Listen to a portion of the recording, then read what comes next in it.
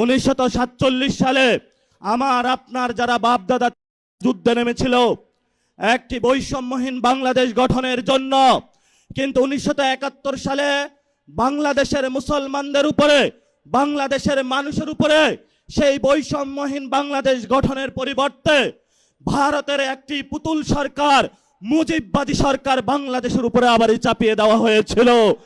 যেই মুজিববাদী সরকার গত 53 বছরে আমাদের উপরে জুলুম নির্যাতন করেছিল, আমরা স্বপ্নে আকাঙ্ক্ষা দেখেছিলাম 24-এ আমরা রক্ত দিয়েছিলাম, ভারতীয় যে বয়ান সেটা থেকে বের হয়ে একটি স্বাধীন পররাষ্ট্রনীতির মধ্য দিয়ে যাব।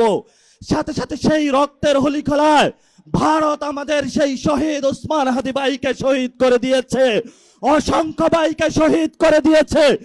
নতুন করে যখন আমরা স্বপ্ন দেখেছিলাম মুজিববাদী বয়ান থেকে বের হয়ে বাংলাদেশের একটি স্বপ্ন নিয়ে ইসলাম এবং সার্বভৌমত্বের আহ্বান নিয়ে আমরা সামনে এগিয়ে যাব, তখনই আমরা দেখতে পেলাম যার বাপ বলেছিল উই রিবল, তারই সন্তান মুজিববাদের পথ ধরে মোদির কাছে আবার নজরানা দেওয়ার চেষ্টা করতেছে।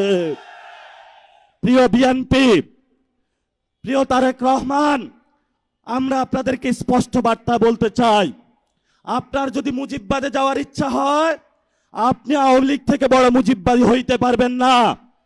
আমরা আপনাকে হুঁশিয়ার করে দিচ্ছি, আপনি যদি মুজিববাদের পথে হাঁটেন এই পথ বাংলাদেশের জনগণের পথ নয়, মুজিববাদী শক্তির সাথে কঠিন যুদ্ধ হবে ইনশাআল্লাহ।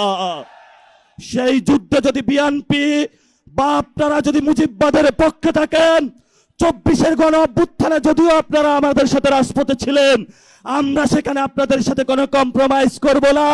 আগামীর লড়াই আমরা সরকারকে বলবো, যদি পররাষ্ট্রমন্ত্রী, স্বরাষ্ট্রমন্ত্রী পুশিন বন্ধ করতে না পারে, সীমান্ত হত্যা বন্ধ করতে না পারে, নাগরিকদের নিরাপত্তা না দিতে পারে, সীমান্তের নাগরিকদের উপর অত্যাচার বন্ধ করতে না পারে, তাহলে নাকে খত দিয়ে তাদের পদত্যাগ করা উচিত। আর যদি তারা সসম্মানে পদত্যাগ না করায় তাহলে তোমাকে টেনে হিচড়ে আমরা বাংলার মাটিতে পদত্যাগ করাবো।